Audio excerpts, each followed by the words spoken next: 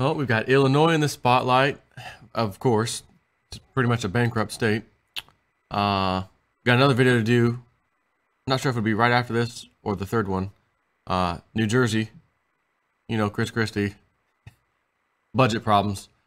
And I've always said, as I do these videos and you look around you, is anything getting better or does everything seem to be getting steadily worse? And if the answer is that it's still getting worse, then we haven't hit the climax yet, or the peak, if you will, right? We still have the climax to hit before recovery really, truly starts happening. Most people think, well, 2008, we had that, and then, 09, 2010, we were in recovery mode. The question is, were we really? Were we actually really in recovery mode? Because again, there's still 44 million people on food stamps when there was just 24 million or so in 08, 07.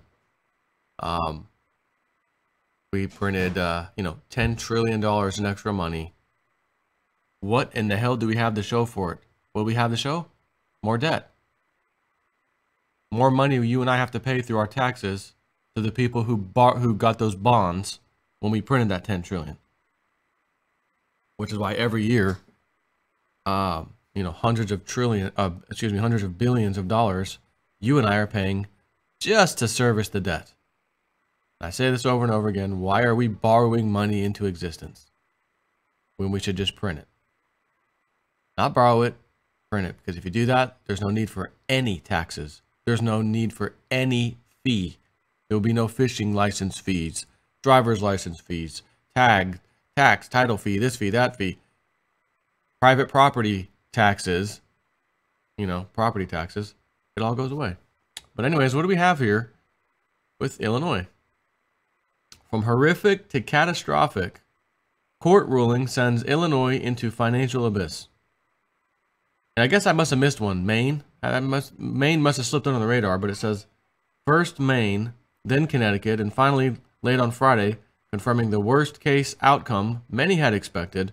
Illinois entered its third straight fiscal year without a budget as Republican Governor Bruce Rauner and Democratic lawmakers failed to agree on how to compromise over the government's chronic deficits, pushing it closer toward becoming the first junk-rated U.S. state.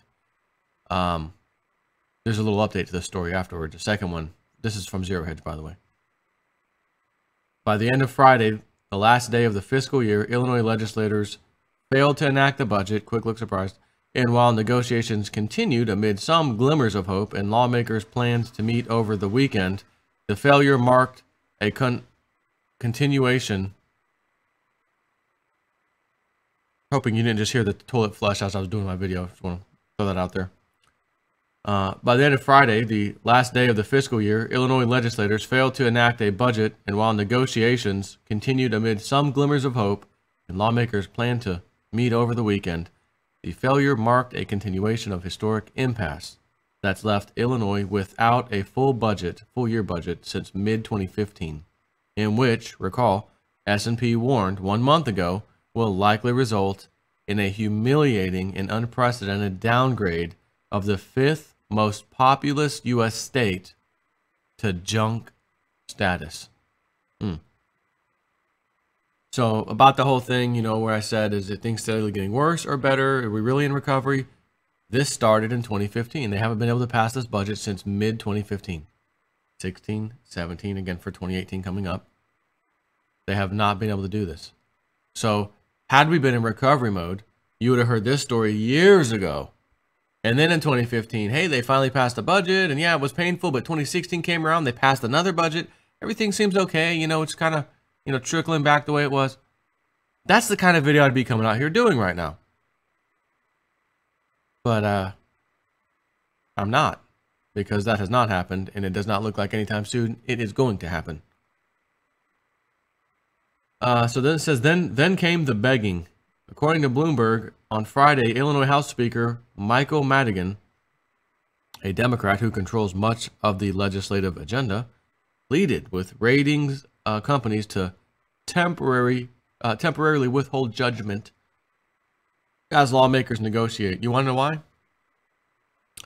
because like the United States, our full country, borrows money into existence, states and even cities, municipalities borrow money too.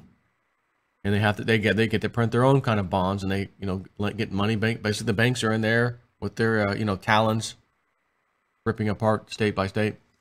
But the interest paid on those bonds is basically set that as long as you maintain this status of rating or above, this is the interest rate. However, if you go below this rating by the ratings agencies, you're going to have to cough up a lot more interest. So when Illinois is set to be labeled junk status, you don't have to wonder if the interest rates are spiking on that debt.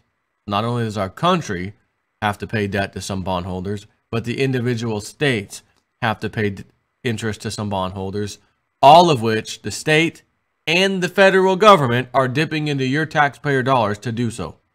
Not only are you getting hit by Uncle Scam, you're getting hit by the local state Uncle Scam, who has now been downgraded to junk, and you're getting hit really hard. Which means what? We're going to have to raise, as I've said 100 times, we're going to have to raise this tax, this fee, that fee, because we were so incompetent, and the people before us in this position were so incompetent. They made huge salaries. They got huge bonuses. They got huge campaign contributions. And you know what? The previous people, imagine them getting into office, doing what politicians do, destroying everything they've laid their hands on, and they say, "Oh, my worker's done. I've got my fat pay. I've got my huge bonuses. I don't like where this state's going now. It wasn't like that when I was in charge. I'm leaving the state." And they leave you schmucks, you consumers, as they love to refer to us as, with the bill, holding the bag. So you know what you do? I know I've been talking about California. What the hell are you doing in there? Get the hell out of there as fast as you can. If you're in any of the states that I've mentioned, Maine, Connecticut, Illinois, and was there another one? Yeah, Jersey. You living in Jersey? Get the hell out of Jersey. Looks like there's going to be a problem there too. Although, what would really suck is if you went and said, you know what, we're getting the hell out of here. And then the state you moved to, you find out after you done moved in, bought a new house, you got a mortgage for the next 30 years, ball and chain to your life. Budget problems. We're raising taxes here too. What? I just left that freaking state because they were doing that to me. I just moved in here. Yeah, sorry about that. Which is why you need to find an alternative source of income. I got my silver. You should have your silver. But you can play the crypto game still and still make out like a bandit. And that may save you from this kind of crap. It would be nice if you could say, hey, state, and in some places you might be able to do this, or county or whatever, I'd like to pay my property taxes 5 years out. Can I do that? Can I pay the next 5 years out?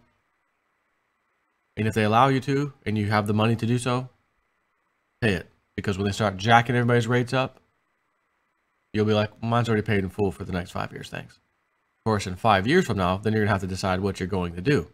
Are they still raising rates? Has the the apocalypse come and gone locally and everything? Pensions have been written off, and they finally passed a budget, and a lot of them government workers are pissed off because they finally took one to the chin instead of the taxpayer. And then your 5 years is over, and you made it out, and who knows? Don't know that it'll go that way. And here I am getting a house, soon. In the midst of all this, could they do the same in Florida? You bet your butt they could. What are we all going to do about it? No one seems to want to do anything. No one wants to do anything. You mention any of this to anybody, they don't know what you're talking about. Now, if you're in Illinois, they know what you're talking about now, but they only know what you're talking about now because it's now in their face, and it's like a bomb just went off in their face. But before that, when you were telling all your friends and family, we got to do something about this, we need to talk to our representatives, we got to talk to the governor, it lost. What are you talking about? I'm talking about stupid politics stuff. Until it affects you directly. And now it's affecting everybody in Illinois directly. Now they're ready to do something. Well, what do we do? Oh, yeah. You want to know what they're ready to do? Well, hang on. Let me finish reading this part so I can get into the second part of the solution I think they've just come up with. However, in a shocking development, just hours remaining before the midnight deadline to pass the budget, and Illinois' imminent loss of its investment grade rating, federal judge Joan Lefkow in Chicago, of course, ordered Illinois to come up with hundreds of millions of dollars it owes in Medicaid payments that state officials say the government doesn't have, the Chicago Tribune reported.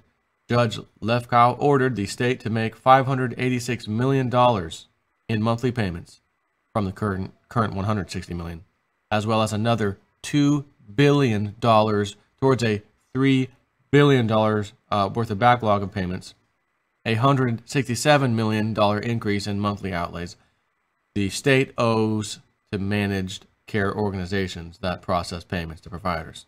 While it is no secret that as part of its collapse into the financial abyss, Illinois has accumulated $15 billion in unpaid bills, the state's Medicaid recipients had had enough and went to court asking a judge to order the state to speed up its payments. On Friday, the court ruled in their favor. The problem, of course, is that Illinois can no longer afford to pay the outstanding Medicaid bills than it can to pay any of its $15 billion in overdue bills as of June 30th. So, this other article from Zero Hedge, which was posted, I think, a little later, Illinois taxaholics wear down Governor Rohner.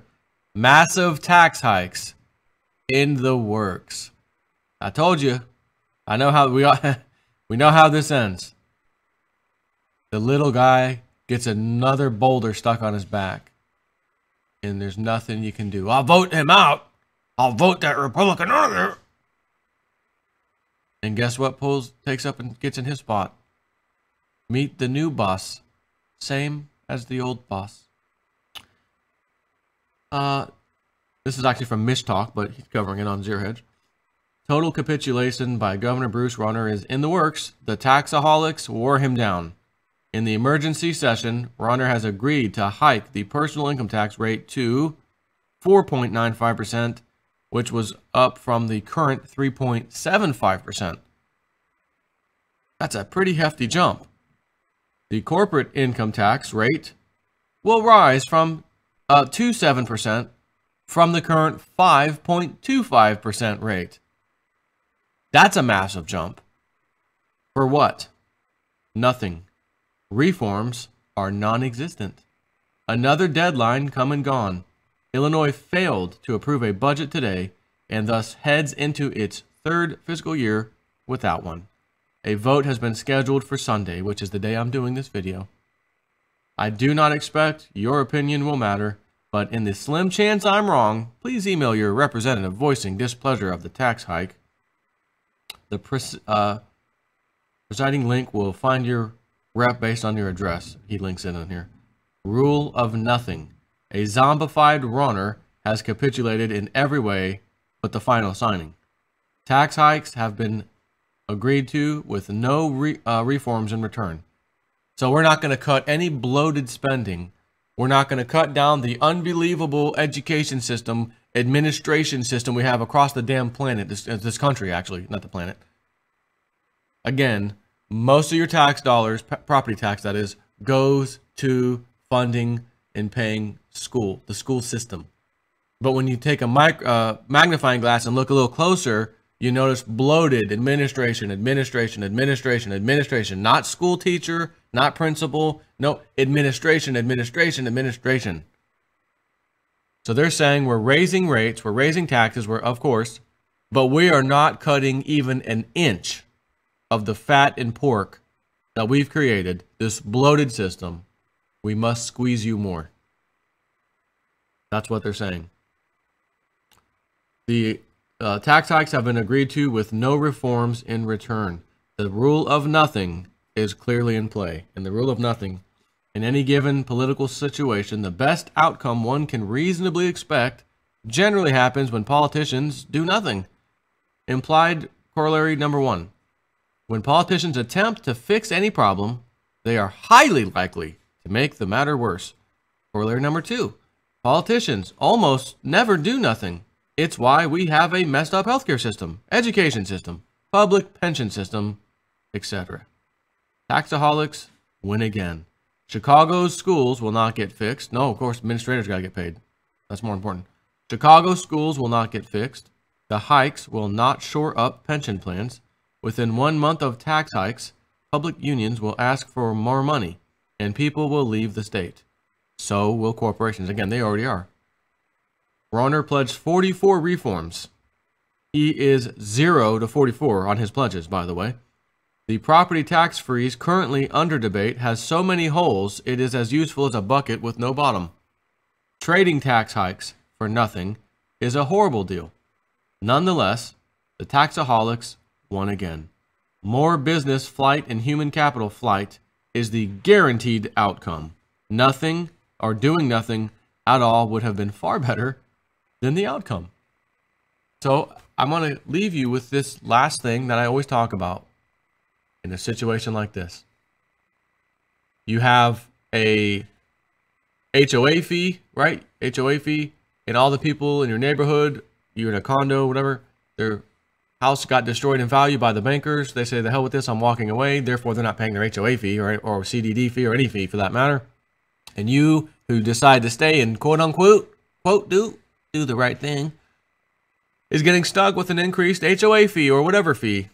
And it goes up from 100, 125. Now it's up to 150. Now it's at 200. Whoa, it's at 250. Nothing changed. You're not getting any extra service. You're not getting your lawn care taken care of any extra. The pool, the community pool's not getting fixed up or dealt with any sooner or faster. Nope. They just got to make up for the lost revenue. That's it. And you schmuck, you're doing the right thing, get screwed. So the taxpayers in states just like Illinois, and Illinois in this case, doing the right thing, staying. Well, we got family, we got to stay with the family. Did you not just hear the tax hikes that I told you about? And guess what's going to happen after that? People are going to leave. Less income coming into the state. Businesses are going to leave. Less income coming into the state. And of course, the big high rollers who have already started leaving, the hedge funds and everyone else, a lot less income coming into the state. Oh, and the lottery, Powerball, stepped out. We're no longer allowing you to use us in your state because you have a bad record of paying anybody. So we can't do that. We're pulling out too, which gave the state millions of dollars, millions and millions of dollars every year in income. All that's going away. Which means what? Taxes have to rise, fees have to rise for the morons who decided to stay. There should be a mass exodus. Now, and let me be fair, I shouldn't say the morons who decided to stay. I got to be fair on that. That's not accurate. Jay Snip, man, my job's here. There's nothing available anywhere else. I have to stay. Or numerous other reasons why you'd have to stay. And I understand. You are a casualty of war, my friend. You are a casualty of war from the politicians. Sorry about your luck. That's the best I can offer you. Take care.